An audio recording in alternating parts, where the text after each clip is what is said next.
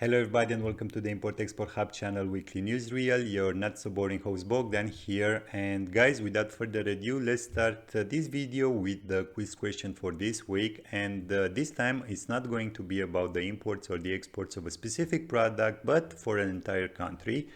So prepare yourselves. To what country did Bosnia and Herzegovina exported the most in 2020 in terms of value? And the options here are Germany, Croatia, or Italy.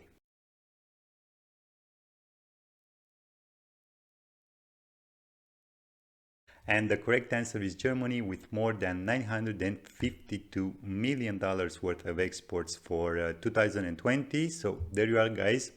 Another fun statistic for you to brag about next time when you meet your friends.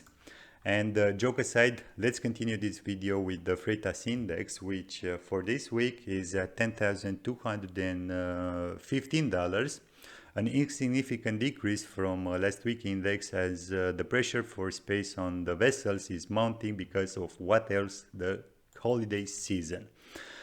Anyways, moving on to the sub-indexes, and I will begin with the Trans-Pacific ones. We have China to North America West Coast Index at $16,884, which is 3% down from last week. And China to North America East Coast Index at $20,291, which is 2% down from last week index. For the cross-west lanes, we have China to North Europe Index at $14,255, and China to the Mediterranean Index is at $13,362, which is basically the same as the last week value, so no changes here.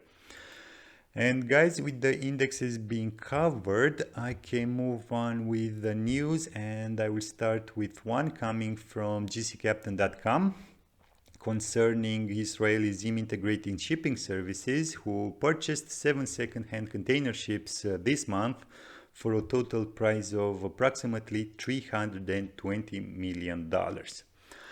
Concerning the container ships, it seems that they've acquired 5 4,250 TEU vessels and 2 1,100 TEU vessels, all built between 2007 and 2009.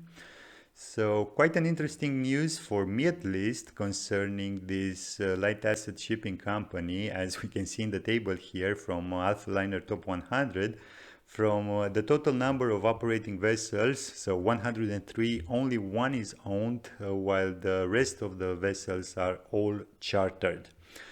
So I've said it before, times are great for the shipping lines right now. Zim is no exception, as the share price soared from $20 back in February this year to almost $50 at the time I'm recording this video. So quite a lot of value creation for the shareholders. And it goes hand in hand with Zim's long-term plan of acquiring tonnage, either second-hand or new build, when, of course, the right opportunities arise. Also, another interesting fact about Zim, from what I've read, they have in place a strong collaboration with Alibaba for offering global customers, users of Alibaba, the possibility to book and purchase freight and other logistics services directly from Alibaba platform. So again, this underlines the fact that in order to be competitive on the long run, you have to find your niche both on the sea and the land legs of the entire supply chain. As for the deployment of these newly acquired vessels, I think that almost all will be deployed in the Trans-Pacific service to connect the Asian manufacturing hubs with the distribution hinterland of the United States by bypassing the ports of Los Angeles and Long Beach. Maybe, I don't know, directly dedicated to service the big retailers in the United States, and frankly, I won't be surprised to see the vessels fully loaded with Walmart goods. So basically, you have these smaller vessels that are able to call smaller ports, as most probably Zim's forecast does not see an end to the congestion in the ports of Los Angeles and Long Beach anytime soon. So basically, the acquisition of these relatively small capacity vessels is perfectly understandable from an operational point of view, and I don't know.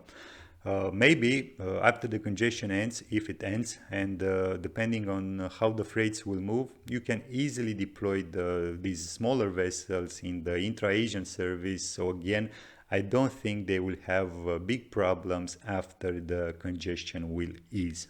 Anyways, with this being said, I can move on to my next news, which concerns, guess what, the congestion of the Los Angeles and Long Beach ports, as the California governor, Gavin Newsom, signed an executive order in order to help tackle the supply chain issue by instructing state agencies to continue coordinating with the Biden-Harris administration task force and to address state, national, and global supply chain challenges.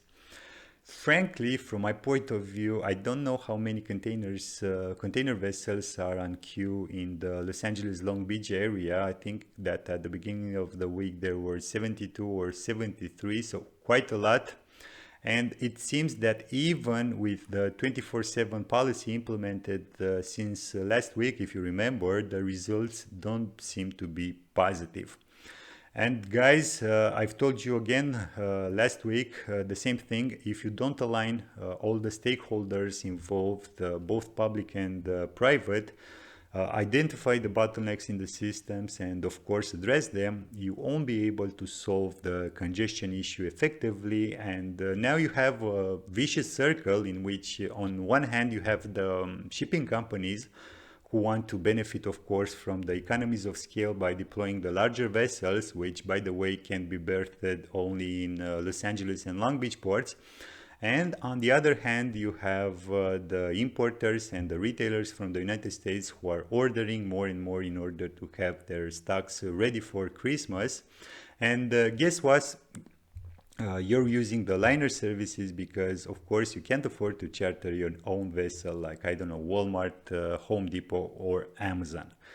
And guys, that's what's happening where your entire West Coast and quite a lot of the United States hinterland is serviced by only two main ports. And let's remember that if you factor in the inland capabilities, which are not at all in sync with the maritime ones, well, you have this huge congestion and mounting pressures on the entire supply chains, especially those that from the United States. Anyways, frankly, I am really curious to see what solutions are they going to find, and rest assured that I will keep you updated. And guys, without anything else to add here, I will move on to my next news. And I have one about the exports of live breeding cattle from Ukraine to Libya, as the authorities from both countries agreed on a bilateral form of a veterinary certificate that will smooth the export process. Unfortunately for Libya, it's hard for me to find some trade statistics in order to see its trading partners, but I've managed to find some statistics for Ukraine, and the figures are not at all bad. For 2020, for example, Ukraine exported roughly $10 million worth of live breeding cattle towards Uzbekistan and Kazakhstan combined. And of course, by adding Libya, it's going to mean more business for the Ukrainian exporters. So good for them, as Ukraine really needs to ramp up the value-added activities of this huge agribusiness sector, who is unfortunately traditionally focused on providing commodities with little or no added value.